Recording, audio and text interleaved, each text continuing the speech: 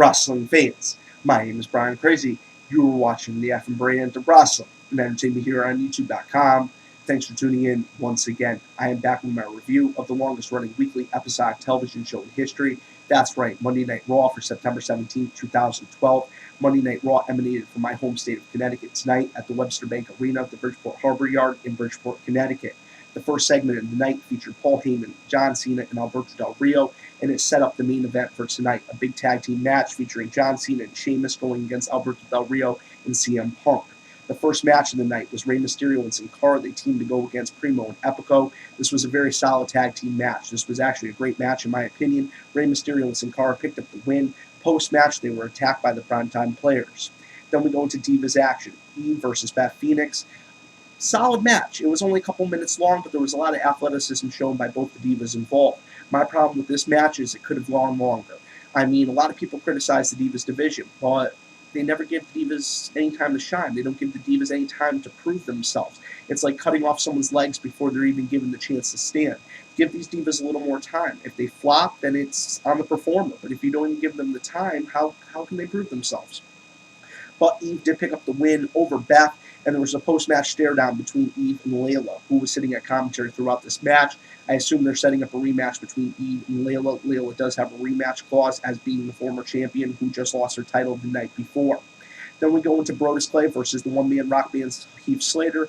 This is a quick match. Antonio Cesaro is on commentary, and this is setting up a feud between Antonio Cesaro and Brodus Clay. Like I said, it was a quick match, not much to report. Brodus Clay quickly put away Heath Slater. Then we go into what is known as Miz TV.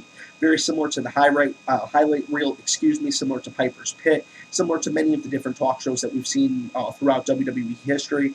Booker T was the Miz's first guest. Miz was asking a whole bunch of questions. Why did he make him defend his Intercontinental title against 3 other men? This, that, and the other. Booker T says, he's about to get his next guest. Out comes Ryback. Miz makes a quick exit, but Ryback just completely destroys his Miz TV set. Then we go into Dolph versus Santino. Not much to report here. Another quick match. Dolph quickly puts away Santino Marella. And this brings up the good point. I mean, Raw is a weekly show. They're not going to wow us every single week, but they did provide a solid show tonight. There was a lot of solid action. There was a lot of solid segments. And there was a little bit of everything for everybody. I mean, anybody that tunes into the show could have found something that they liked.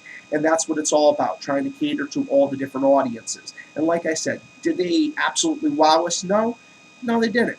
But they put on a solid show nonetheless. And that also begs the question, not begs the question, but also begs me saying that, so many people are so critical of these athletes. These athletes go out there and they bust their ass for us, the wrestling fans, regardless if we like the gimmick. Really, we should respect these athletes for going out there and putting their necks on the line. Now, if an athlete goes out there and puts on a piss-poor performance, then yes, we should say something about it. Then we go into the next match, which is Wade Barrett versus his former stablemate, Justin Gabriel. They were both part of the Nexus. They were both part of the Core.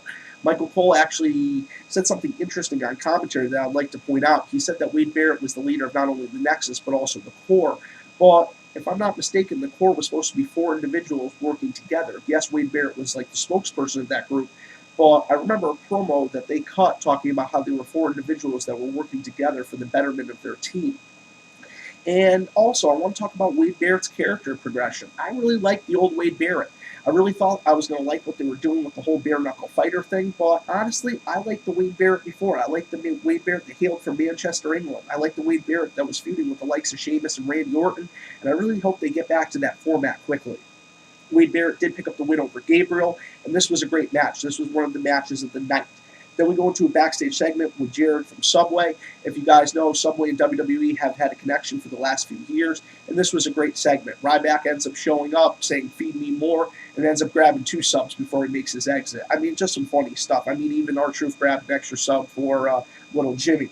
Then we go into tag team action rematch for the tag team championship. Kane and Daniel Bryan picked up the win over Kofi Kingston and R-Truth, and these 2 guys just continue to not be able to get along. I feel like Dr. Shelby's probably going to be making a return to WWE television in the next few weeks. Now, a lot of people are going to criticize this storyline, but it's funny. You got 2 incredibly talented athletes working together. They're tag team champions. Hopefully, eventually, they'll get to actually showcase how much talent they really have, and maybe they could work together as a cohesive unit. At this point in time, it doesn't look likely, But let's see how things play out in the next few weeks. Then we go into Randy Orton versus Lord Tensai. And now last night on my Night of Champions pay-per-view review, I talked about Lord Tensai. I talked about how promising Lord Tensai looked when he first came into WWE, and now he's been regulated to the mid-card, even the lower mid-card. And it was really nice for him to be in one of the feature matches of the night and really have a good showing against Randy Orton. He definitely was giving Randy Orton a run for his money. Randy Orton did pick up the win after hitting the RKO. Then we go into Damian Sandow versus Zack Ryder. Sandow cuts a pretty funny promo before the match and quickly puts away Zack Ryder.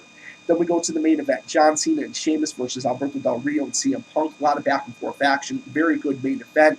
John Cena ends up picking up the win over CM Punk, but CM Punk's foot is still on the rope. Very reminiscent of the situation at SummerSlam 2011, but it was the reverse. Remember, John Cena's foot was on the rope when CM Punk picked up the pinfall victory when Triple H was the guest referee and counted the pinfall. Now, I enjoyed Monday Night Raw. Like I said, they can't wow us 52 weeks in a row, but they did provide a solid show. Now, I want to know your guys' thoughts. I want to know your guys' opinions because it is all about you guys as well.